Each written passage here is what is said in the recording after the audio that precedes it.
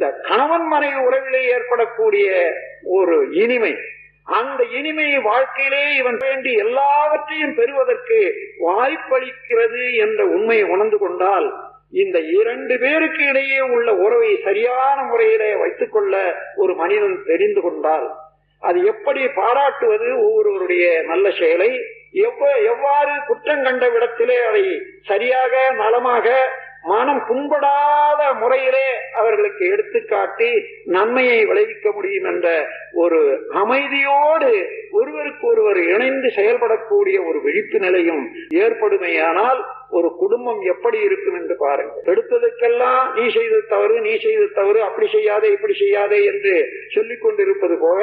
அவரவர்களுக்கு அறிவு இருக்கிறது என்று ஒப்புக்கொண்டு அவர்கள் செய்த செயலிலே பின்னாலே ஏதேனும் தவறு இருந்தால் அது நல்ல முறையிலே எடுத்துக்காட்டி மேலும் மேலும் அன்பை வளர்த்துக் கொள்வதற்கு உரிய ஒரு நல்ல